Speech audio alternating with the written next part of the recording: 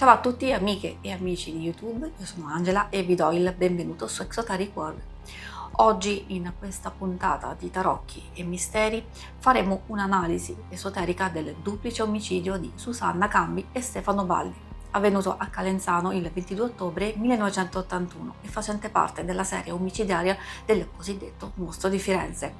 Questa lettura è dedicata alla loro memoria. Il mio intento non è condurre un'indagine, ma usare l'energia dei tarocchi come strumento simbolico per esplorare le dinamiche invisibili di questo evento, offrendo spunti di riflessione a chi già conosce a fondo il caso. Spero che gli esperti e gli appassionati possano trovare in queste carte una prospettiva diversa. Se siete curiosi di scoprire cosa rivelerà il velo e volete sostenere questo lavoro di ricerca spirituale, potete farlo iscrivendovi o abbonandovi al canale. Fin da ora vi ringrazio se l'avete già fatto o se considerate farlo. Adesso entriamo subito nel cuore del mistero con il nostro primo capitolo, la trama invisibile, dove i tarocchi cercheranno di far luce sul legame energetico tra le vittime e il presunto colpevole.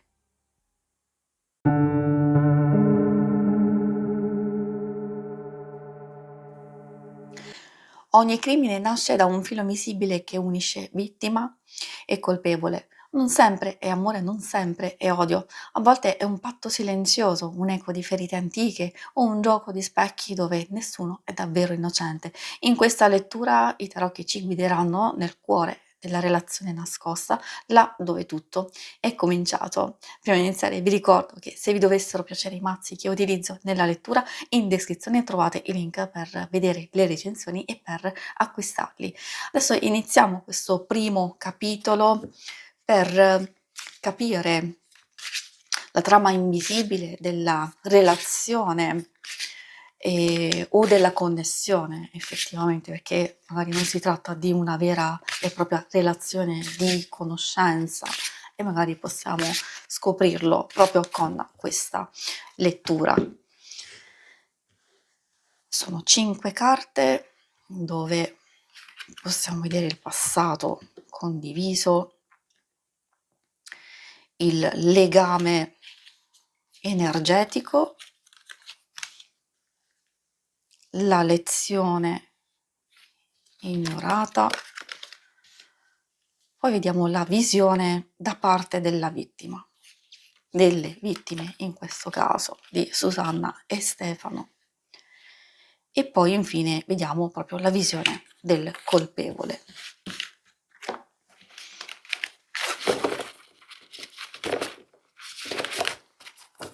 Andiamo ad iniziare proprio con la prima carta che ci parla di un passato condiviso o non condiviso.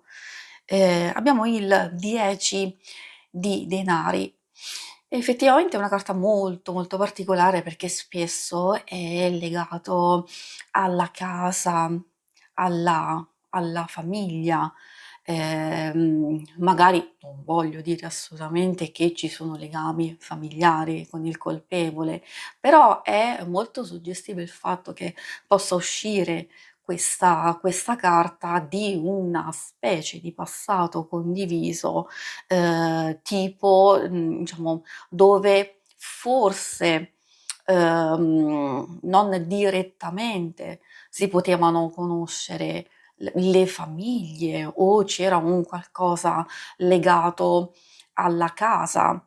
Mi viene anche in mente che questa, diciamo, è una coppia che comunque si stava apprestando al matrimonio e quindi c'era effettivamente una casa da sistemare e da preparare a questo nuovo passaggio della loro vita, purtroppo che non c'è stato.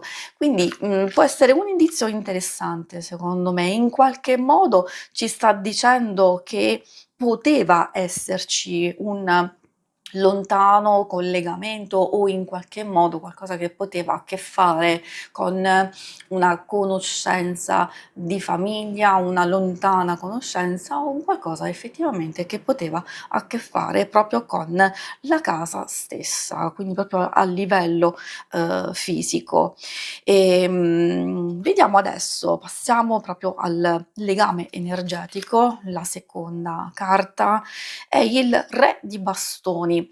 Anche questa è molto interessante perché a volte le figure di corte ci parlano di un atteggiamento o in questa situazione una specie di, chiamiamola tra virgolette, relazione che in qualche modo, mhmm, come ho ben compreso già dalla prima carta, magari poi mi dite voi cosa ne pensate, nei commenti, ha a che fare con il momento, diciamo, purtroppo in cui è successa la disgrazia, cioè il 22 ottobre 1981 e che, ha un atteggiamento il re, di bastoni di dominazione, di una persona che ha un certo tipo di potere e quindi molto particolare come legame, anche in base a quella precedente perché, ci sarebbe da dire tantissimo. Effettivamente io non conosco tutta, diciamo, la vicenda, magari anche, voi potete, trovare in base alle intuizioni, alle cose che possono saltare fuori e anche alle cose che, "si conoscono" tra virgolette, individuare, come questa carta, ci fa capire anche una situazione un po' particolare, che si è vissuta e che quindi in realtà c'era, non una vera e propria conoscenza, però in qualche modo c'era quel legame, diciamo, sottile o di vaga conoscenza o comunque di che non ha proprio necessariamente portato a scegliere quella coppia per quel tipo di conoscenza. Spero di essere, stata chiara, proprio per far capire che non ha nulla a che fare, diciamo, secondo me, con l'evento in sé per sé. Quindi, rimane un qualcosa di casuale in realtà. Quindi vediamo anche con la terza carta per cercare di avere una visione un po' più completa, quindi la lezione ignorata ci fa capire un qualcosa di trascurato, un qualcosa che magari, secondo la regina, di coppe, può legarsi a, situazioni, molto particolari, secondo me, non di vera e propria conoscenza, ma come una situazione che, si è comunque creata e quindi si è evoluta in un certo modo dal passato in questo modo. Come vi dicevo molto particolare la, regina di coppe perché, ha a che fare con, un qualcosa di emotivo in realtà e quindi non è che le carte effettivamente ci stanno dicendo che, la cosa, è scaturita di più per una spinta di dominazione e una spinta di emotività e quindi, è da lasciar stare questa specie di legame e che quindi, magari un certo tipo di indagini possono anche andare ad intercettare una specie di legame di vaga conoscenza o come vi dicevo proprio per, questioni legati alla anche alla casa, diciamo fisica o di famiglia, però è secondo me un indizio importante, ma comunque le altre carte ci fanno già capire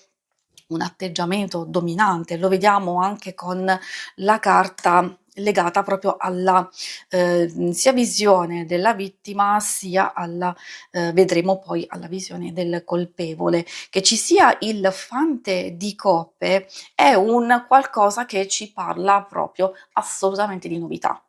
E quindi ecco a ribadire quel concetto che per le vittime in questo caso era una novità, diciamo, assoluta, quindi in realtà non c'era nessun tipo di conoscenza effettiva, diciamo, reale. Oppure sapete quelle circostanze in cui magari poi incontrare una persona di vista, però non ci ricorderemo mai effettivamente di averla incontrata. Ecco, potrebbe essere una situazione del genere, proprio perché ci parla di novità. Questa è dalla visione, la visione delle vittime e quindi non avevano nessuna tipo di conoscenza o nessun legame in realtà. E poi andando a ehm, chiudere questo capitolo, c'è il cavaliere. Sono uscite tutte, la maggior parte carte di corte, che vanno a prendere proprio il quadro totale dal 10, abbiamo il fante, abbiamo la regina, il cavaliere e il re. Un po' un quadro particolare. In questo caso il cavaliere, di spade ha a che fare con un attacco improvviso. Ecco, questa è proprio la visione del colpevole, quindi come se avesse attaccato, deciso così, diciamo all'improvviso, come se gli fosse scattata una collera, un'impulsività, un'aggressività, non dico un disprezzo, diciamo, però purtroppo ci sta per quello che è stato fatto, ahimè. E quindi che non ci sia stata nessunissima premeditazione, nessunissima, preparazione, quindi una cosa, fatta, assolutamente così, proprio per, un desiderio, diciamo, cieco, malato, diciamo, purtroppo, e quindi un'occasione che è stata presa, così velocemente, diciamo, al volo e che in realtà non era programmata, ma questo lo possiamo vedere nel corso, della lettura. Direi che è molto interessante, anzi, diciamo, secondo me può, aver qualche informazione da darci, un po' di più, magari adesso vediamo proprio nel corso, anch'io cercherò di pensare bene a questa carta, anche in base ai capitoli successivi. Diciamo che la rete è stata tracciata, ora sappiamo che il filo tra le vittime e il colpevole non è sempre visibile, ma lascia nodi, cicatrici e silenzi. La verità relazionale non è mai semplice, ma è lì che il crimine ha preso forma. Passiamo adesso al secondo capitolo, la spinta interiore.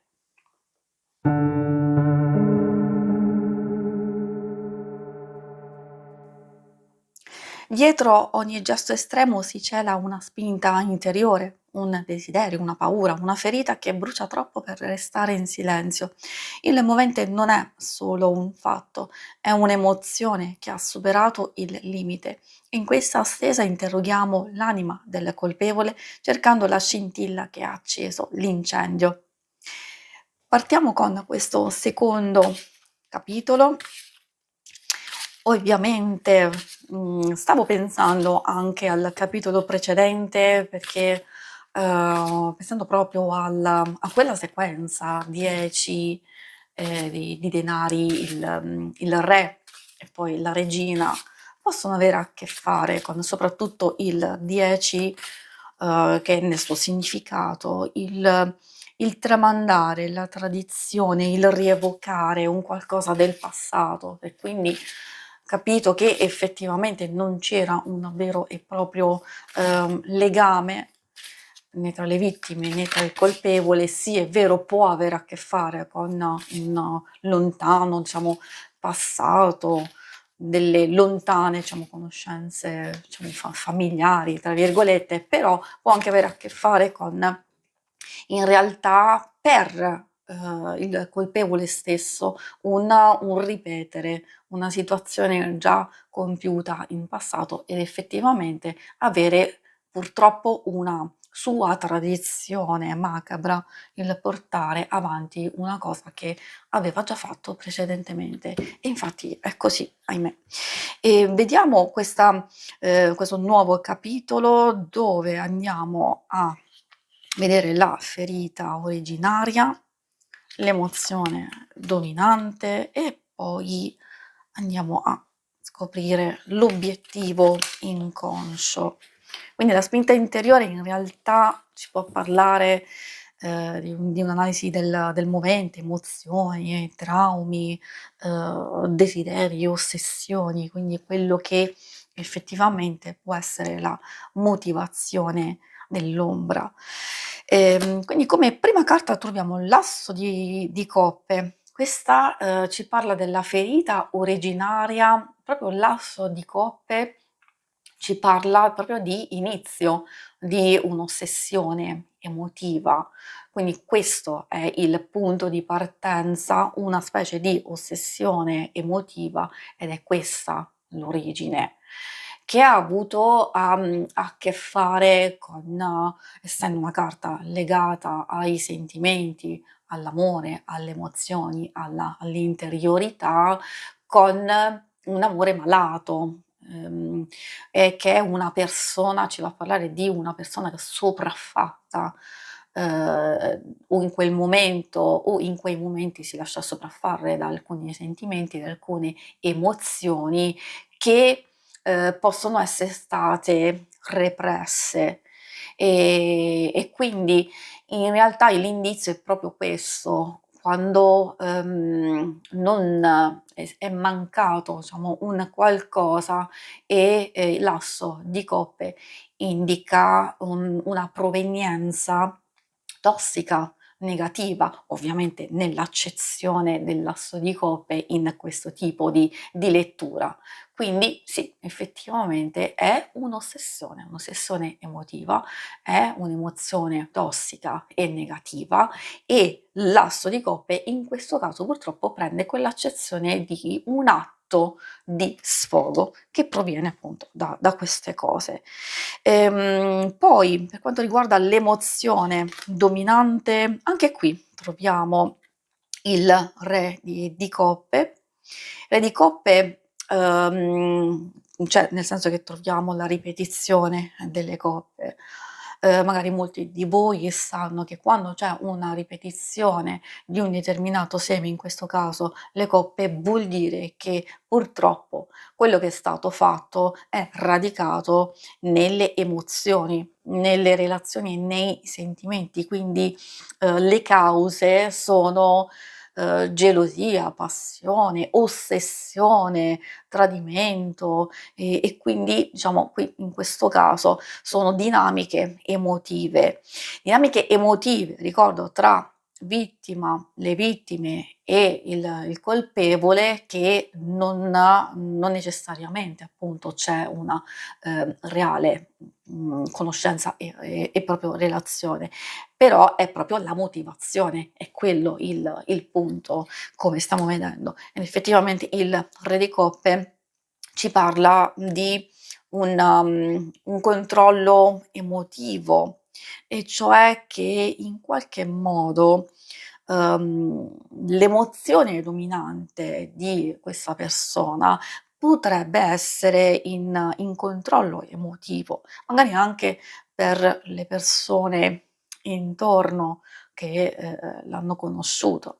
E quindi, sapere che una persona tendenzialmente in controllo emotivo, che, usa un po' le sue, diciamo stesse emozioni, a un po' a fasi alterne effettivamente, perché nell'accezione negativa il re di coppe ci fa capire che le sue stesse ferite, le sue stesse emozioni negative e tossiche vengono usate come giustificazione di un atto violento e quindi si autogiustifica, quindi agli altri, diciamo, tra virgolette, esternamente può far notare che è in pieno controllo emotivo, però poi, diciamo, si lascia andare a queste cose perché in realtà non lo è. Però il fatto, come emozione dominante è che effettivamente quelle sue stesse emozioni si giustifica, perché secondo lui è giusto e trova anche come unico compromesso accettabile purtroppo il risolvere un suo conflitto, diciamo, emotivo, purtroppo in questo modo. E allora, si scatena in questo perché appunto poi, lo perde. Quindi abbiamo una visione di apparenza, abbiamo invece poi una visione totalmente all'opposto dove c'è questo tipo di sfogo. L'ultima carta ci parla dell'obiettivo inconscio. In questo caso molto particolare come carta perché è il 6 di spade. Allontanamento, ecco, tendenzialmente è la carta che di una persona che si allontana. Come vedete qui c'è questa barchetta, anche se vedete la rappresentazione classica del 6 di spade, è così, si vede una barchetta che si allontana dalla nostra vista, quindi c'è qualcuno che ci dà le spalle. Molto particolare perché indica poi il desiderio di fuggire da una situazione che appunto ha spinto verso il delitto e quindi poi bisogno di cambiare, di ritornare a un qualcosa di, tra virgolette, normale, quindi senso di liberazione, di riprendersi da quello che ha compiuto e che quindi si allontana, si distacca, quindi probabilmente può aver questa capacità, può aver avuto questa capacità di staccarsi, diciamo, totalmente. Quindi l'obiettivo, come obiettivo inconscio è anche, secondo me, quello di a livello interiore spirituale, proprio di allontanarsi da queste dinamiche. Quindi l'atto è uno sfogo anche per cercare di andare a placare quel dolore, quella sofferenza, quell'ossessione, quel qualcosa che non riesce a togliere, ma purtroppo riesce a togliere solo in questo modo, almeno per un tot di tempo.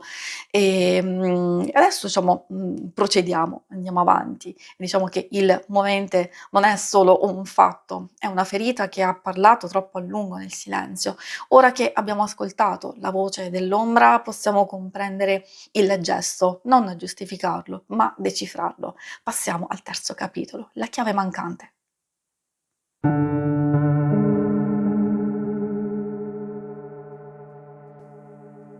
Ogni mistero ha una crepa, un dettaglio dimenticato, un oggetto fuori posto, una verità che nessuno ha voluto vedere. I tarocchi oggi diventano lente di ingrandimento, cerchiamo la chiave mancante, l'indizio che può cambiare tutto, perché la verità non si nasconde, si frammenta. Andiamo a vedere con questo capitolo i possibili indizi degli elementi nascosti, ciò che ci può portare eventualmente alla soluzione, una specie di puzzle silenzioso. Ovviamente tenete sempre in mente tutte le carte uscite e magari è ovvio che vi può sfuggire qualcosa o comunque voi potete dare un valido contributo con le vostre intuizioni, anche senza sapere effettivamente il significato delle carte, magari con le mie indicazioni o quello che intuite dalle immagini stesse. Alcune immagini sono molto molto evocative, pensando all'asso di coppe e il re di coppe usciti precedentemente, fanno anche pensare che effettivamente è una specie di movente, sia proprio quello di prendere il controllo e riprendersi quello che effettivamente non ha avuto in passato. Ecco la ripetizione ossessiva di determinate azioni. Con la chiave mancante andiamo a prendere adesso le nostre carte, troviamo la prima che ci dà un indizio di cosa manca, la seconda chi può o potrebbe nasconderlo, dove cercare e poi cosa può rivelarlo.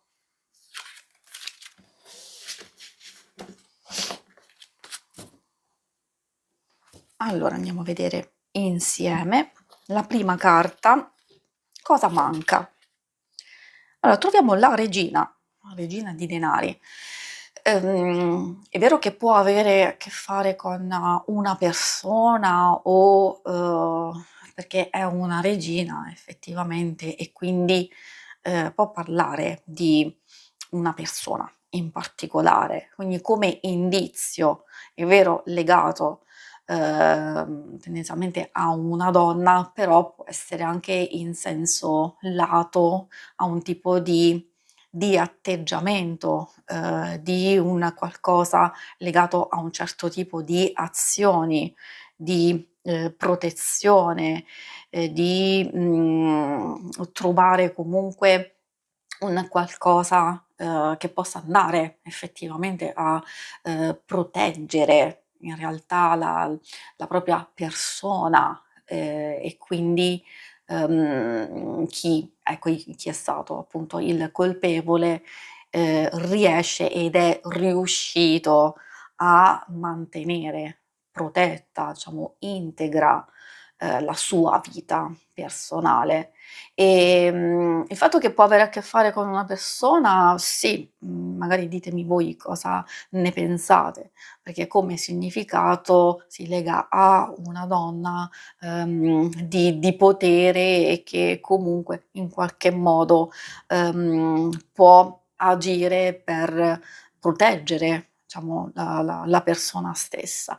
Poi è vero che può avere a che fare anche con, qualcuno che può aver visto e che per proteggere se stesso, la propria famiglia, non ha voluto, ma ha preferito tenersi qualcosa per se stesso. Ricordo che questa carta appunto ha a che fare con la cura, un qualcosa, che, una persona, ha per se stesso e protegge, quindi come senso di cura e di protezione di sé a discapito, diciamo, purtroppo in questo caso della verità.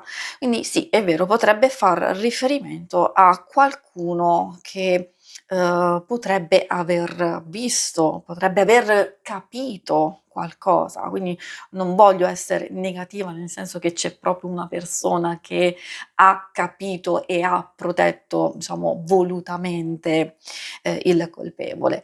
Però, insomma, sicuramente è un indizio, un tassello che può essere interessante. Con la seconda carta abbiamo il 10 di denari e qui abbiamo una ripetizione. L'abbiamo incontrato nel primo capitolo, adesso lo incontriamo anche con chi lo nasconde. Effettivamente, come vi dicevo, il 10 di denari ha a che fare con, la casa, la famiglia, le situazioni pregresse del passato e che quindi hanno delle conseguenze e un certo tipo di evoluzione. Effettivamente tra i vari indizi, gli elementi nascosti, diciamo un qualcosa che può avere a che fare con quel tassello, diciamo, mancante, in realtà, sì, cioè qui abbiamo sia una regina, sia, la carta, legata alla famiglia stessa, o comunque a delle persone che forse potevano sapere o aver capito, diciamo, intuito, che chi poteva essere, diciamo, in realtà, però per senso di protezione, di famiglia, di potere, eccetera, la cosa, diciamo, è rimasta così, diciamo, chiusa e protetta, appunto. Magari appunto ditemi voi cosa ne pensate. Il fatto che si sia ripetuto ancora anche, diciamo, in questa lettura il 10 di denari potrebbe essere un indizio molto, molto, molto interessante e importante. Passiamo alla terza carta. Qui abbiamo il 4 dell'imperatore. Ci parla di un indizio legato a una figura, di potere, a un'autorità, e quindi far riferimento a possiamo pensare a tutte le figure autoritarie, può essere qualcuno legato alle indagini stesse, può essere, come abbiamo visto, legato alla famiglia, a un certo tipo di potere, quindi a un genitore, un politico, un leader, qualcuno che riguarda la catena di comando e dei legami con il potere, avere comunque dei legami con il potere o avere una posizione di prestigio. Quindi è vero, occorre fare un po' di ordine in questo caso o, diciamo purtroppo è stato fatto un ordine, nel senso di mettere dei confini e dei paletti, e allora quindi bisognerebbe andare a vedere le fondamenta di una struttura che probabilmente si è messa in moto. Purtroppo sì, effettivamente sono tutte carte che indicano, delle azioni concrete, un certo tipo di potere, di legame, diciamo, familiare o legato all'autorità, dico in senso generico. Ovviamente vi ho snocciolato un po' di esempi, però molto significativo e, suggestivo il fatto che, si sia presentato l'imperatore, quindi come figura che ci porta a questo indizio. In qualche modo, l'indizio è che, questa figura, è intervenuta per, proteggere un segreto, un qualcosa, e anche effettivamente questa situazione e purtroppo la persona, stessa che ha compiuto tutto questo. L'ultimo indizio arriva dal 9, di coppe. Molto interessante questa carta come indizio. Alcuni potrebbero essere scollegati tra di loro, si vede un certo legame. Questa potrebbe essere apparentemente, diciamo, scollegata come ulteriore, indizio. Sicuramente sì, perché essendo una carta di coppe e soprattutto il 9 di coppe, l'indizio principale è il piacere purtroppo, l'appagamento interiore, quindi, il criminale effettivamente che ha compiuto, questo atto ha agito per piacere, per godimento. Magari molti di voi, che non conoscono il significato, potete andare a controllare effettivamente, magari vi incuriosisce questa cosa. Purtroppo sì, purtroppo è una carta legata, al piacere, al godere, all'essere appagati e quindi voler inseguire una soddisfazione personale, purtroppo a discapito degli altri e anche a discapito della verità. Quindi quel qualcosa purtroppo che si è mosso anche a discapito della stessa, verità. E niente, qui, diciamo che, queste carte sono molto suggestive. Magari se avete altre intuizioni, altre motivazioni, altre cose, ditemelo nei commenti, e diciamo così possiamo lavorare insieme su questi aspetti e significati. Per concludere questo capitolo, diciamo che ogni indizio ha parlato, ogni dettaglio ha sussurrato qualcosa. Forse la chiave era sotto gli occhi di tutti, forse era nascosta nel cuore di chi non ha mai parlato, ma ora la porta della verità è socchiusa. E passiamo adesso al quarto ed ultimo capitolo, la figura celata.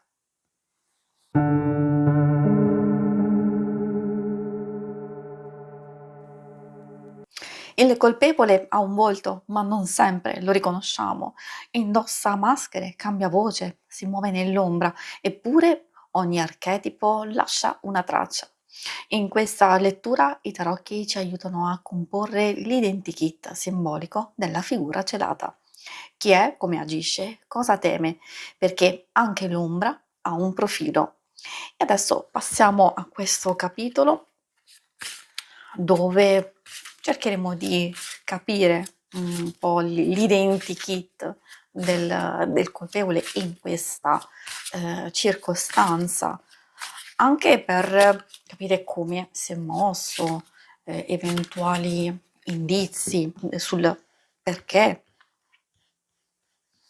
Allora, la prima carta ci parla del controllo, la seconda della manipolazione, rete sociale, poi troviamo la copertura e il segnale rivelatore.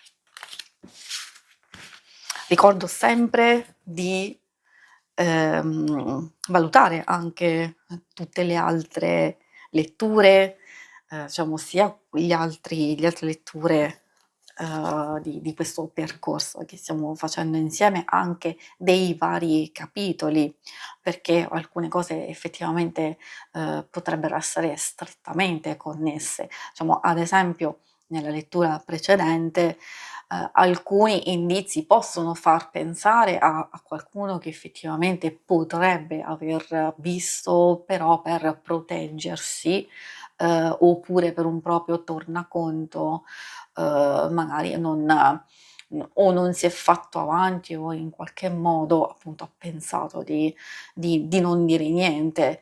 Per protezione tornaconto potrebbe essersi mosso anche, diciamo, qualcun altro di, più "alto", tra virgolette, visto la figura presente dell'imperatore, assolutamente sì. Poi potrebbe riferirsi anche a tanti altri indizi. Non voglio dire che c'è di mezzo anche, diciamo, una famiglia, una rete di conoscenze, dinamiche un po' particolari in realtà. Da questa lettura ovviamente si possono capire alcune cose per dare degli input, bisognerebbe fare, diciamo, delle letture molto, molto più approfondite e ovviamente, diciamo, conoscere, perfettamente, diciamo, i vari casi. In questa circostanza, in questo ultimo capitolo, cerchiamo di capire un po' la parte dedicata alla personalità, alla modalità di azione. Con la regina di bastoni, parlando proprio del colpevole, appunto, diciamo l'indizio principale è legato alla manipolazione effettivamente, a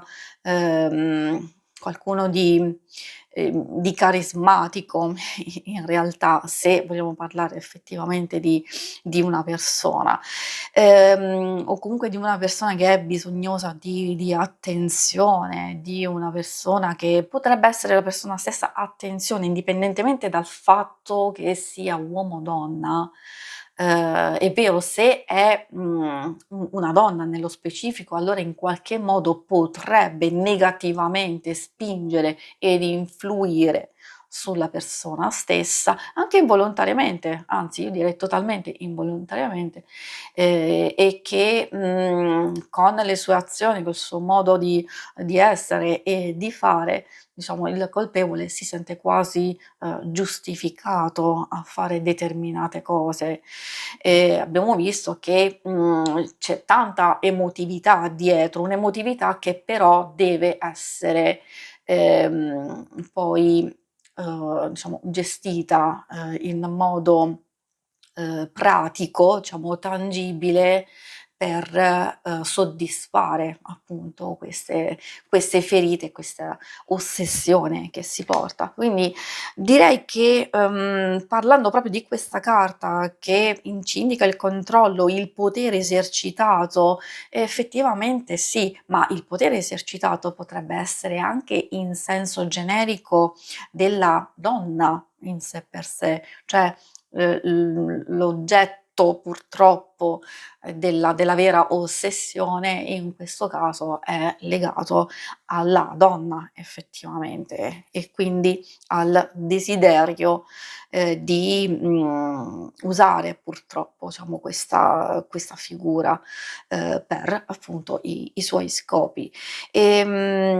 Oppure molto suggestivo quello che vi stavo dicendo, proprio il potere esercitato da una persona che comunque fa parte della vita del colpevole e che involontariamente, spinge, e dico proprio sottolineo involontariamente perché non voglio assolutamente pensare che ci sia una spinta vera e propria a commettere questo e che magari si sente giustificato perché c'è un senso di frustrazione, di negativo legato a una figura femminile. Figura femminile possiamo prendere in considerazione qualsiasi cosa, cioè una madre,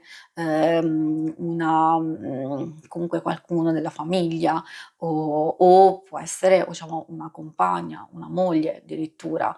Quindi direi che è interessante. Poi la seconda carta, l'uso di inganni. Cosa vuol dire? La manipolazione, ovviamente in senso generico con il 2 di denari, molto particolare anche la stessa rappresentazione. Il significato del 2 di denari ci parla di una persona che effettivamente, compie queste cose per mantenersi in equilibrio nella sua stessa vita, quindi di una personalità instabile, che, è comunque flessibile, si adatta.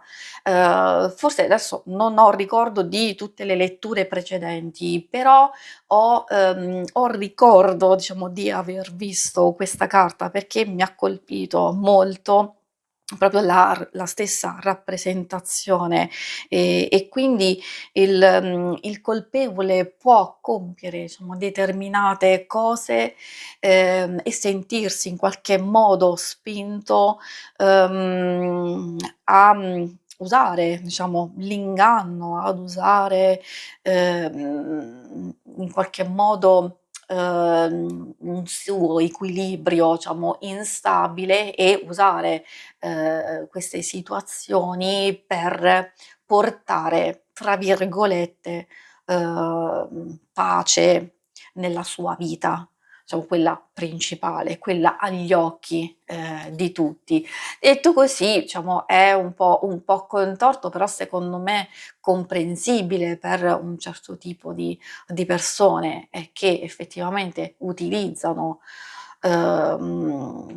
questi, diciamo, vari espedienti, cercano di fare determinate cose e vogliono, ehm, portare avanti un certo tipo di ossessione, quindi vogliono proprio arrivare a compiere determinate cose per appagare, per soddisfare un loro bisogno. E quindi il 2 di denari effettivamente ci parla di una persona che è come se vivesse 2 vite, 2 aspetti, quella della vittima da un lato, forse anche nella sua vita, diciamo, personale, e dall'altro lato purtroppo come carnefice.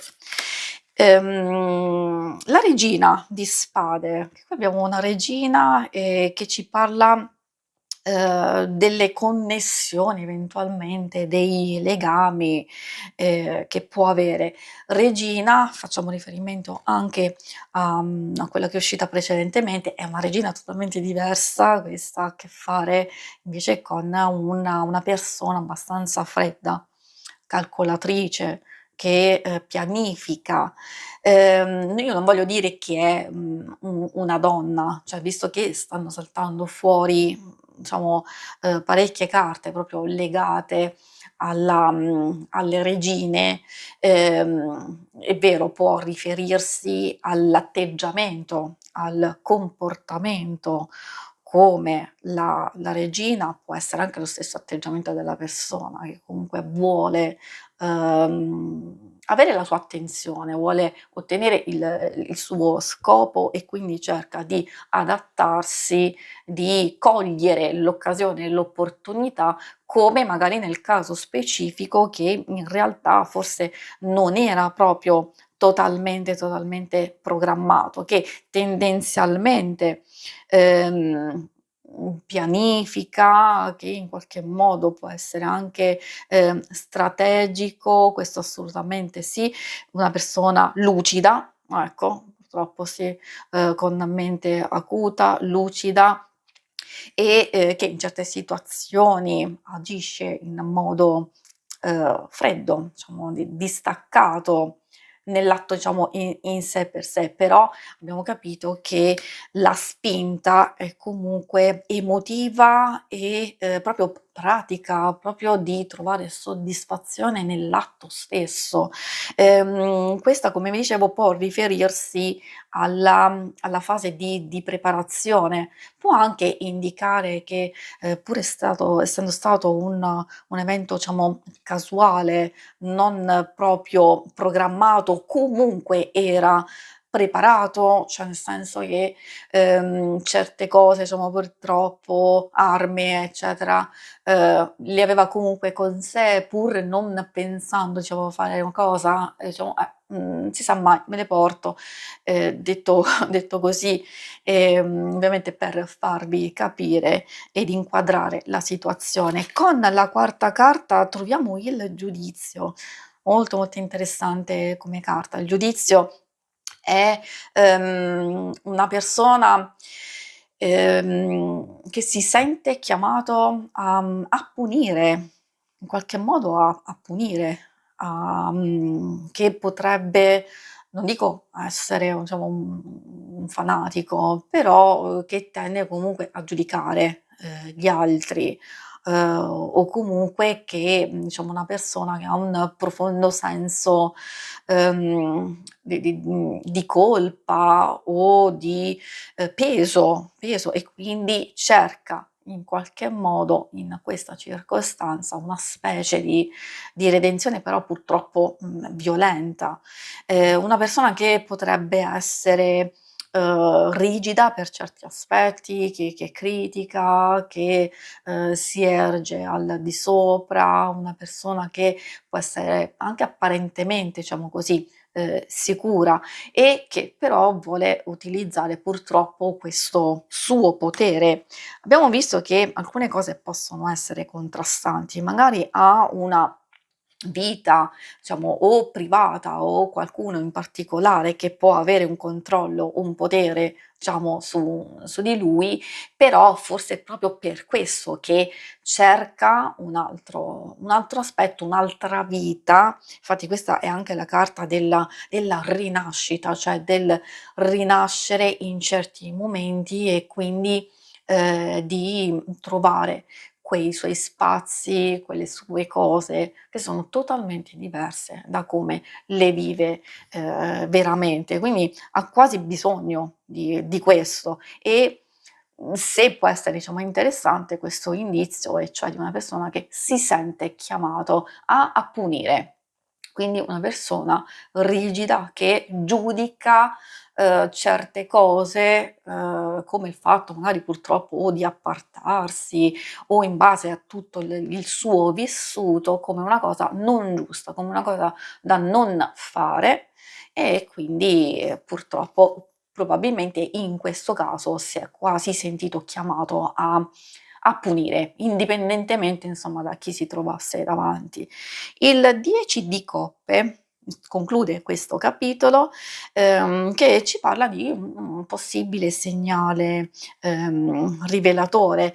10 di coppe è anche quella carta, legata a una persona, perché qui parliamo di indizi soprattutto legati alla personalità, alle azioni, ad alcune cose, diciamo, nello specifico che ovviamente riguardano il colpevole. E in questo caso è una persona che tende a migliorare, a cercare, non dico la perfezione ad ogni costo, e che quindi ha una sua idea di felicità contorta, diciamo, purtroppo, e quindi vive nella dipendenza emotiva in questa illusione, in questa ossessione, e magari non avendo perfezione, non avendo è anche legata alla famiglia, alla felicità familiare, in un contesto che comunque rende felici e appaga,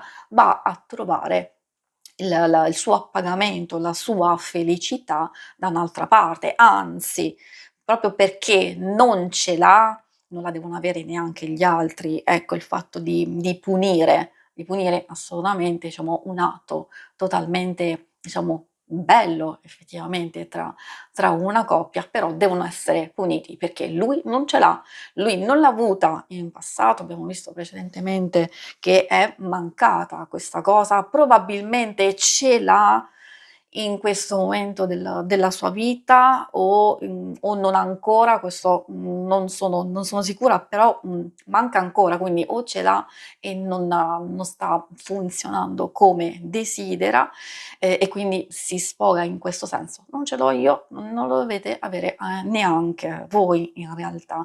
Quindi o manca totalmente, oppure se ce l'ha non sta funzionando. Sono cose che colpiscono molto, sono molto suggestive, ripeto, magari ditemi cosa ne pensate voi, se avete ulteriori informazioni, il vostro intuito vi sta dicendo altro, sono felice di ascoltarli e vi aspetto nei commenti. Diciamo che il volto è ancora nell'ombra, ma l'archetipo ha parlato, il colpevole non è solo chi ha agito, ma chi ha incarnato un ruolo, una ferita, una maschera, e in questa stesa la maschera ha cominciato a cadere. Se volete vedere le altre puntate che compongono questa playlist, cliccate su questa schermata. E infine abbiamo esplorato una storia frammentata, ascoltando il silenzio delle vittime e interpretando i segni nascosti. L'indagine è diventata un atto di ascolto profondo dove ogni crimine rivela simboli e messaggi da decifrare. I tarocchi non giudicano, aprono visioni che illuminano ciò che prima sfuggiva. Il mistero non è risolto, ma è stato onorato. Grazie, alla prossima!